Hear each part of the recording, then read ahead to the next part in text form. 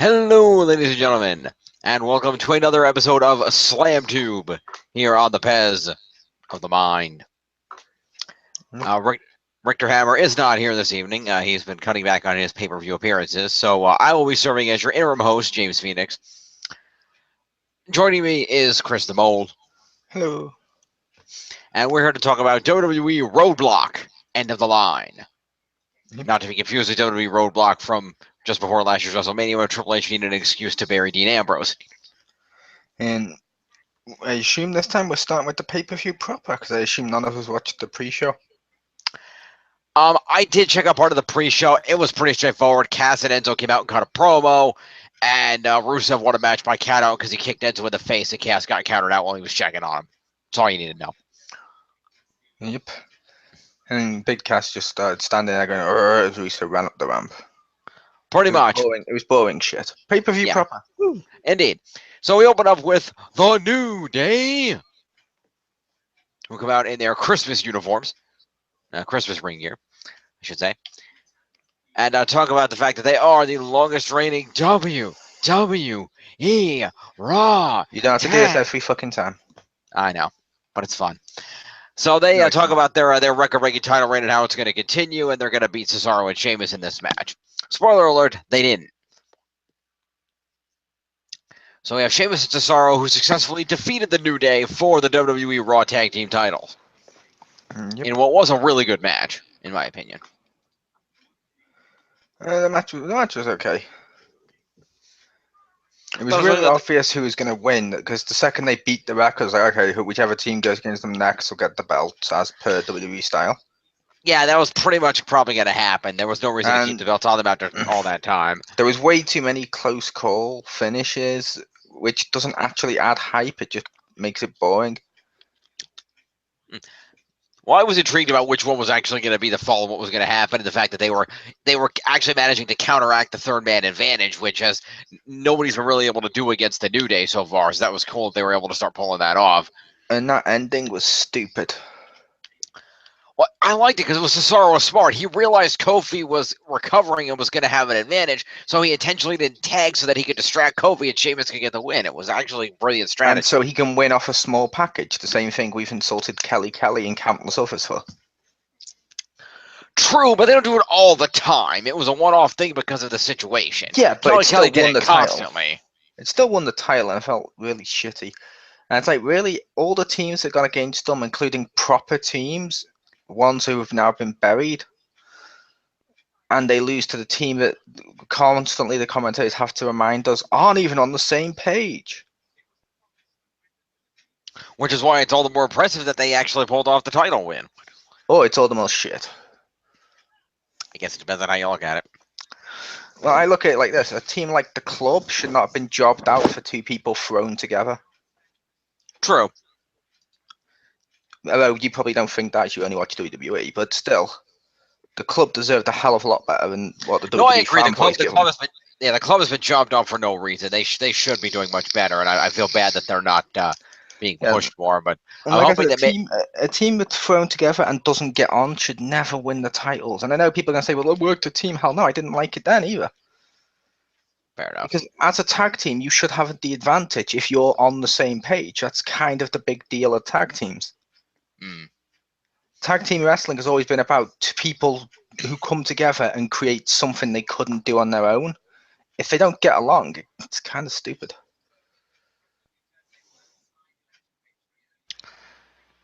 Yeah, I can see the point. I think it's just a matter to look at it as, oh, that's why it makes it more unlikely that they win, and when they do, it's a bigger deal because they couldn't get along. But I see both sides of the argument.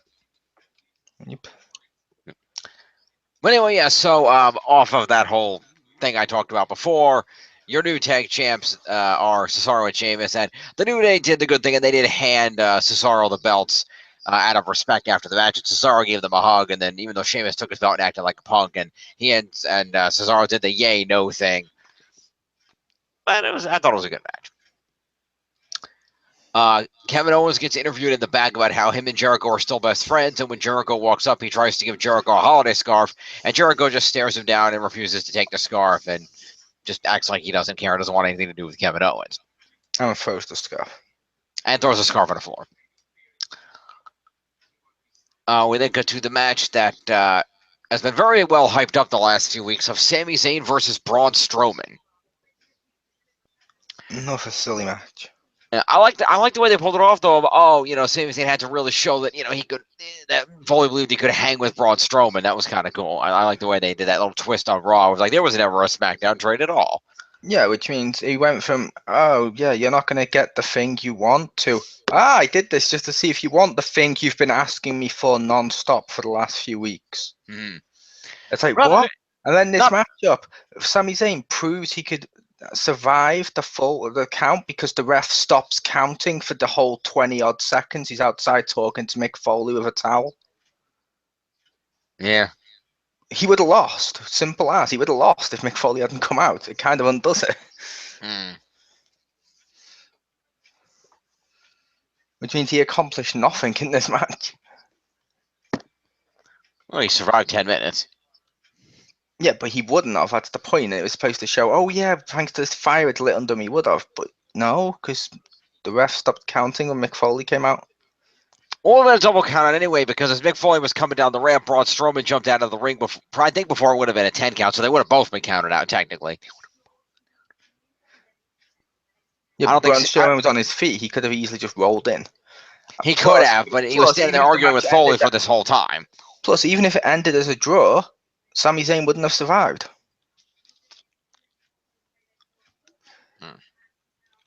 So Mick Foley comes out in an outfit he wasn't supposed to wear, interferes in the matchup, which was stupid, but was stupidly thrown together with how it was booked. With, oh yeah, I want my match, I want my match, I want my match. You don't want your match, I want my match. I'm going to trade you because you don't want your match. What? Don't trade me. I want my match. You want your match.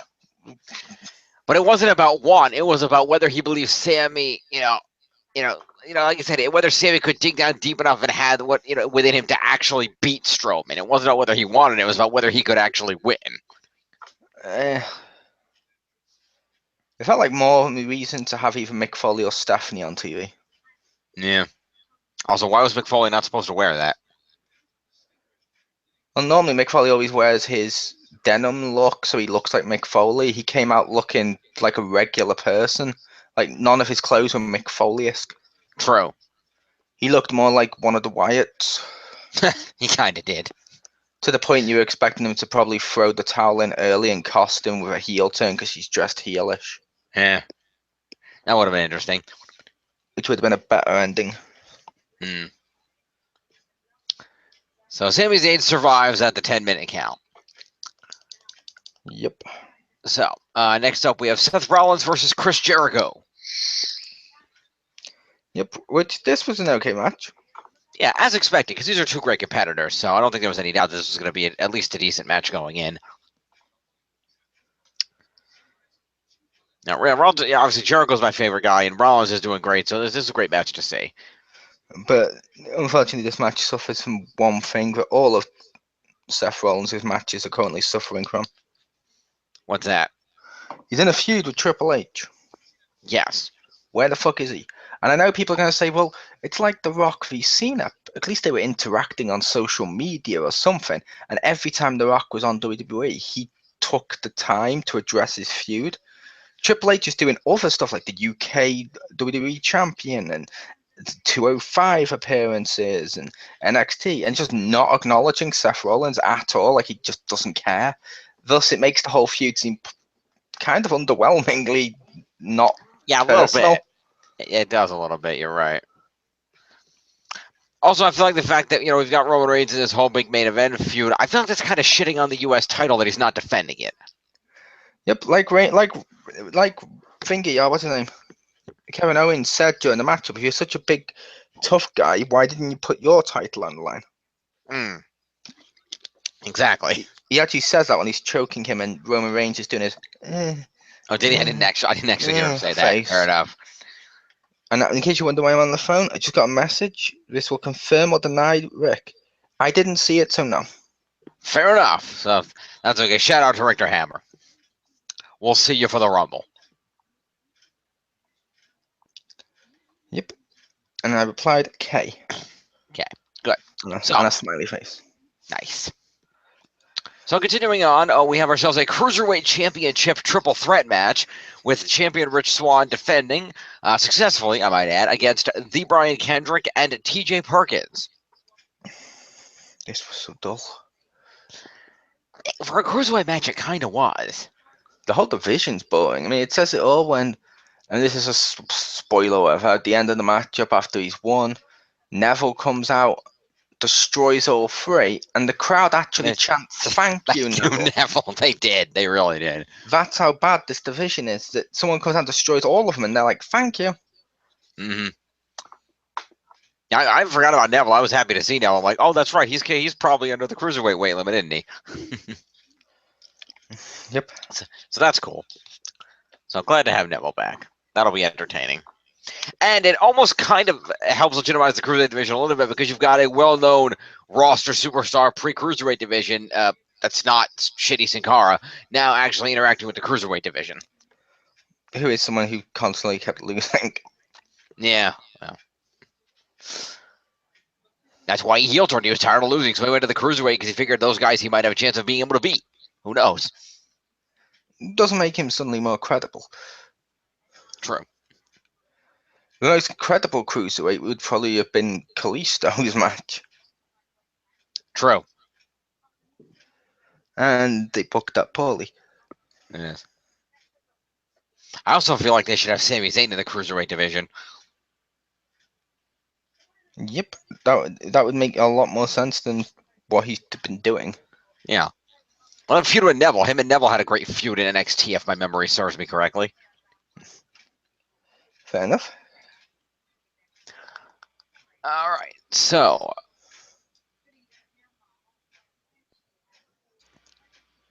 Continuing on after that whole thing, we got backstage as he always pleading with Jericho's locker room door, saying that they could still be best friends. He apologizes. Their friendship is stronger than this. He's been trying to help him. Yada yada yada.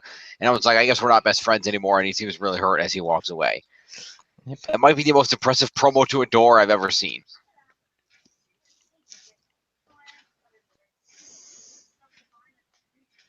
Nothing on the door promo? Okay. I don't know. That whole storyline's not interesting. Well, for a storyline that is marginally more interesting, we go back to the ring for Charlotte versus Sasha Banks in a 30-minute Iron Man match for the WWE Raw Women's Championship. Yeah, this wasn't better. Only because, I'm sorry, look at the SmackDown's women. Like when Stephanie and Mick were in the interview and they were like, but look at all the first star women have done. They've done it. And they're just like, yeah, great. And SmackDown's GM's like, yeah, whatever. They had a table match with the women on SmackDown. Don't make a big deal about, look how iconic this match is throughout the whole thing. This matchup, they said it before the first 10 minutes. They'd overdone how historic it was. And the match was kind of sloppy. A little bit, yeah. And at the end, before the match even began, people knew, okay, they're going to go over the time limit, okay? But shouldn't they have done this as an actual Iron Man match? Like, removed the Cruiserweight shit and done this? Due to the fact most of their matches have been 30 minutes. Seeing them wrestle for 30 minutes isn't a big deal. That is true. I didn't really think about that. But no, we got that. I mean, at the end, everyone knew it was going to go to the extra mark, like the Bret Hart thing. Yeah, that seemed like bullshit that Sasha tapped out with 2 seconds to go. I'm like, really? With 2 seconds to go? I'm sorry. I think Sasha's better than could have held on for 2 more seconds. Sasha can't keep her belt. Yeah. That's literally the way this feud goes. Is she beats Charlotte. Charlotte gets the belt back, and in between, during all of these, there's random matches which they force upon us and say first throughout the whole thing. The matches are probably historic, but if you keep telling us they're historic, no one cares. Yeah. Also, this is another question. Who gave the referee the authority to restart the match if there was a tie? To be fair, the very first Iron Man match, when they did the Iron Man match with Bret Hart, Shawn Michaels, the one WWE says is the first. Basically, at the end, they said that an Iron Man match for the championship one that cannot end in a draw. Oh. And so this matchup will continue under Southern Death rules. Ah, fair enough. So that's how they're all supposed to be, but Okay. I think it only ever comes up if it's relevant. Yeah, and it makes sense that they would need that Charlotte would win because it's supposed to be the end of their feud, and the only other person that is halfway relevant they could possibly feud with right now is Bayley, and she's a face, so it kind of had to be the. What's that? She's on the pre-show. Yep. So it made sense that the heel was going to win out of that because obviously Bayley and Sasha had their great NXT feud, and I've heard they want to rekindle that, but they need time to turn Sasha heel if they're going to do that first. Yep. And Charlotte v Sasha, it's run its course. It's kind of shitty though that they're like, after this matchup, there's going to be no rematches at all. But under all the contracts for matchups, if you lose your match, you're guaranteed a contract. If you lose your title, you're guaranteed a rematch. It's the rematch clause. So wait, they got rid of her rematch clause? Can they do that? It depends. They could try to legitimize it and say that Sasha signed an agreement that she wouldn't have a rematch if they want to try to legitimize it. But yeah, that's still a little odd. Yeah. Well, so the top says chilling with my snowmies. Nice. In case you were curious. But yeah. That's also, good. Sasha was bleeding. Sasha was bleeding. Also, I missed it. What the hell happened to Charlotte's boot? What happened to her boot? I didn't see anything.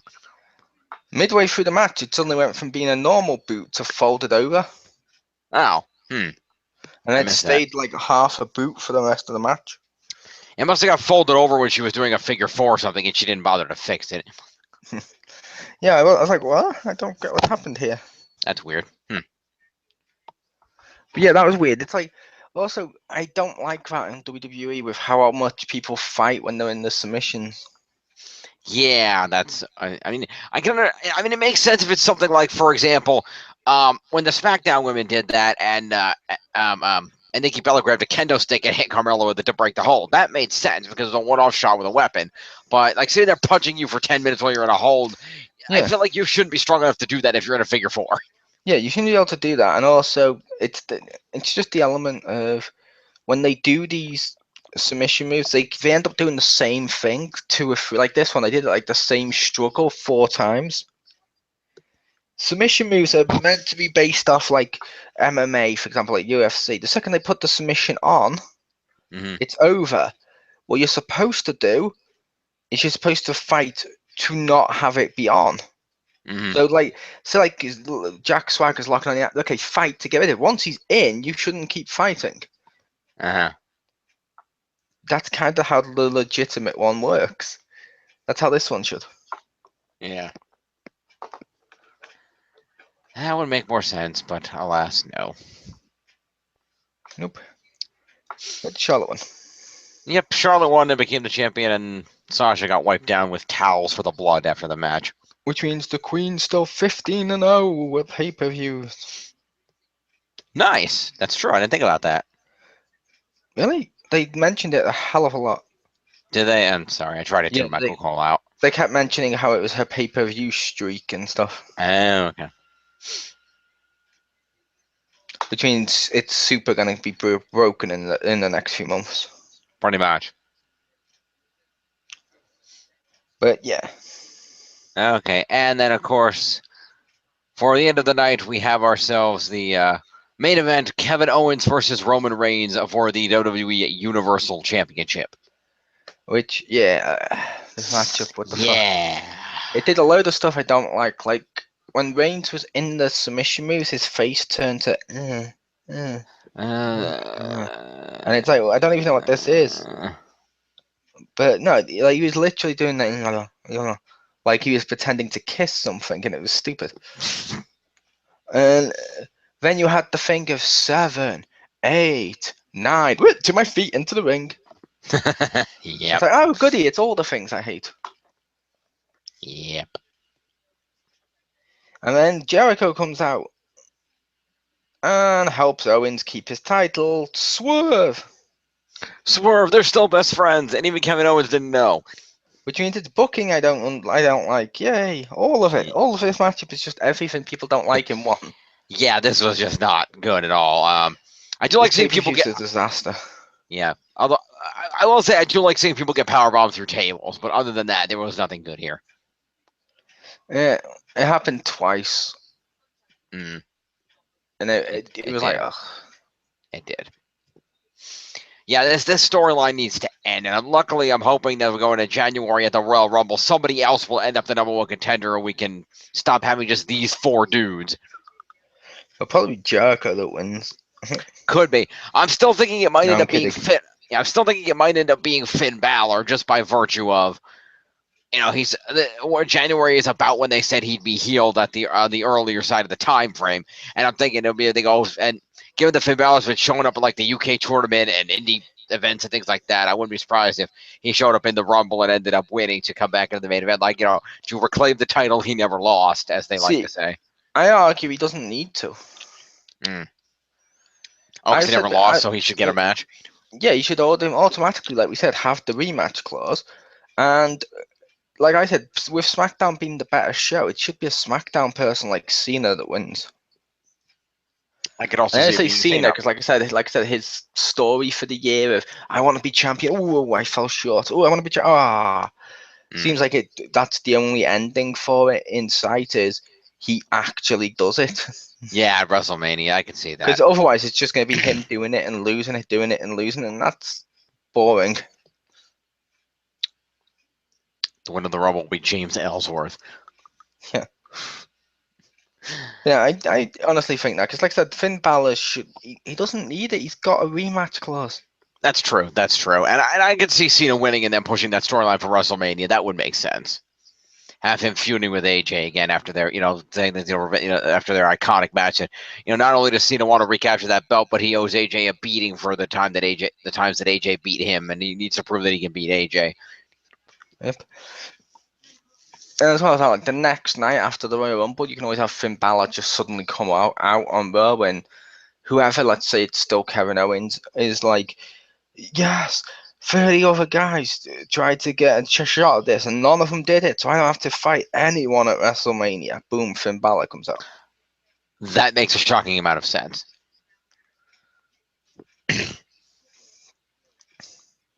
Fair enough. Yep. So yeah, that was Roadblock, end of the line. It wasn't good. No, it Even wasn't. more But so if you compare it to TLC. yeah, the Raw pay-per-views are just not that good. It's mainly because, like I said, the Raw feuds aren't written that well, and they keep giving it a stupid amount of time to 205 Live, which, if it's got its own show now, it doesn't need to be part of the Raw one because it doesn't feel like part of Raw. It really doesn't. So you could just run it as 205, and then do 205 takeovers instead That would make sense. Yeah, little type mini events. things, That would be cool. so they can have their own pay-per-views and just keep it separate. That would make sense. I'd still watch it. I want to see if Neville's going to show up on 205 this week. I'll admit I'm not watching. I've not been watching 205. Like I said, they've given me fuck all reason to care about that division. That's fair enough. I found that entertaining. So yes, that is Roadblock. Speaking of new titles and divisions, by the way, what do you think of the new UK title and thing that they're doing? Eh, Do you think they'll end up adding that to SmackDown as a counterpart to the Cruiserweight on Raw so they have another belt? I'm not sure. Like I said, it's to blur the lines between independent and WWE in England. So, well, UK. So I'm like, okay, that could be cool, but I don't see it being part of the main roster because why would it be? Yeah, I guess that's true. Only because otherwise they're gonna have to keep flying him out to do matches over here, then flying him back to wherever he's wrestling. Unless they just hired in one dude, which is fair enough. But if they keep flying dudes over from England to keep doing these for the UK title, it's stupid. Yeah, that'd be weird. I don't know, 'cause I didn't know how they would. I didn't know if this would end up being like the European title where it has that name, but that name doesn't actually represent anything, and everybody just fights for like a mid-card title. Yeah. But we shall see. Yep. All right, so we'll see what happens this week, and thanks for joining me, Mo. Yep. This has been SlamTube, and we'll see you next month, everybody. when we launch our little journey down the road to WrestleMania at the Royal Rumble.